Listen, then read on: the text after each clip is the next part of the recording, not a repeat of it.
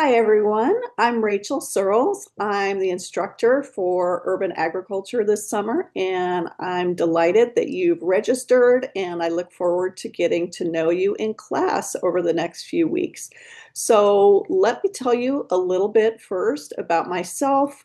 I had a long career with the University of California Cooperative Extension, and in that role, I got to do a lot of different things related to urban agriculture, such as doing technical assistance for a lot of urban farmers and leading an urban agriculture team around California.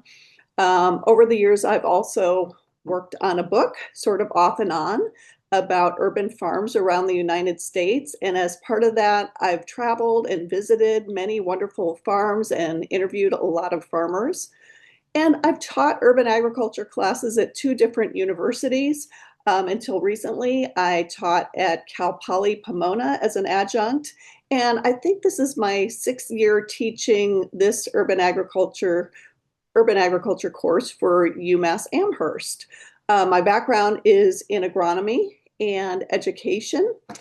And so that's a little bit about me. Now, what about this class? Let's talk a little bit about our learning objectives.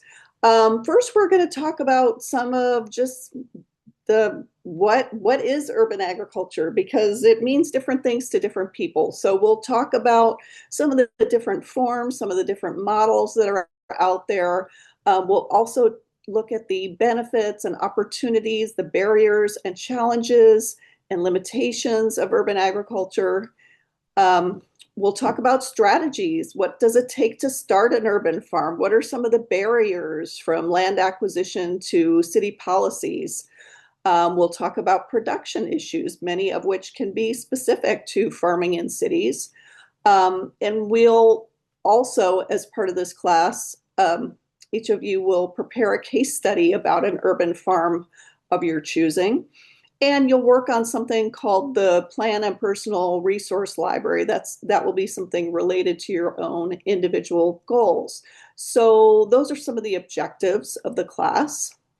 One of the things we'll do in class is visit a lot of urban farms virtually, some of which are farms that I've visited around the US and had opportunities to interview the farmers. I like to bring that into the classroom. On the left, these are some urban farmers in Birmingham, Alabama that I visited. And on the right, this is Alma Backyard Farms in Compton, California. Both of these are part of nonprofit organizations that are focused on food justice and food access.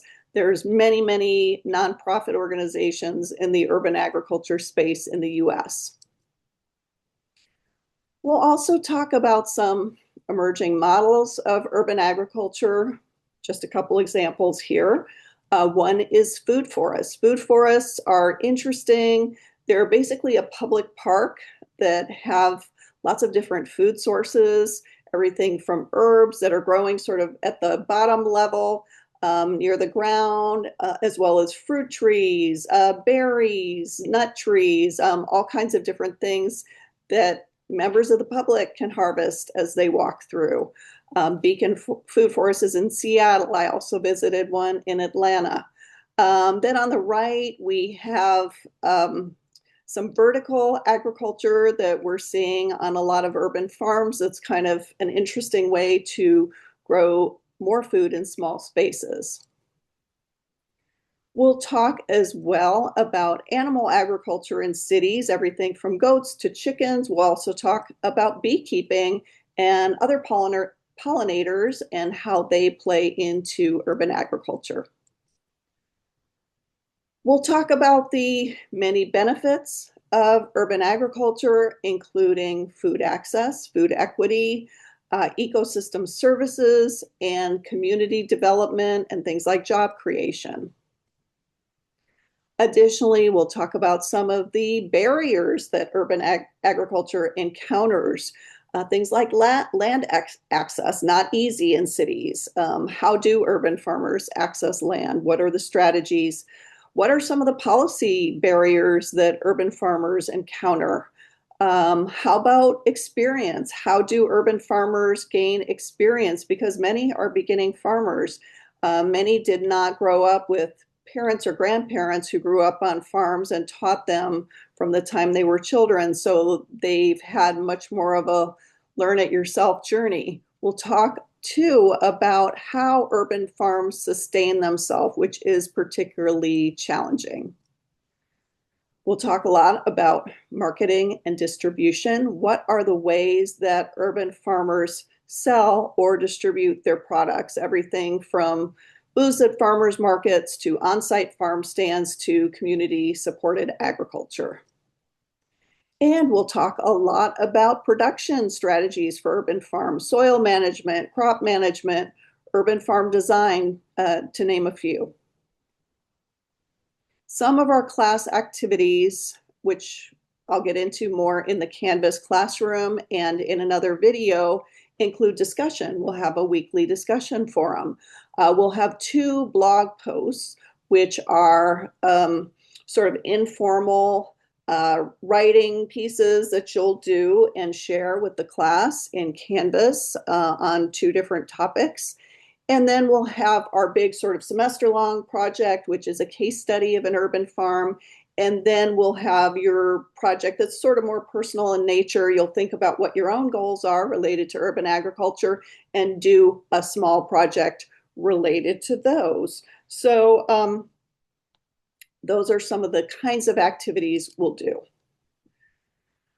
I wanted to close by saying that I think it's a really exciting time to be talking about urban agriculture because over the past, I would say 10 to 15 years in particular, so much momentum has sort of gathered around the topic of urban agriculture and urban farming. I would say before that, it was considered a bit of a fringy issue, but now so many cities and counties and states have thought it important enough to change their policies. The federal government has gotten involved. There's a relatively new Office of Urban Agriculture. There's new grant opportunities. There's national and state conferences, and there's local education opportunities. I just found this one that's being offered by UMass Amherst, in fact, this summer, something called the Green Roots Urban Agriculture Series. So it's really fun for me as somebody who's been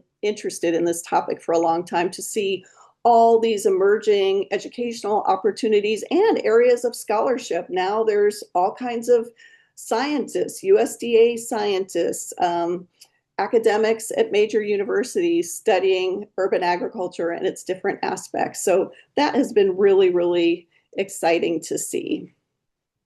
Here's my contact information. This will also be available in our Canvas classroom. Again, I'm Rachel Searles, and there's my email and my cell phone number. I'm really good about answering email. I always answer it at least within 24 hours, if not sooner.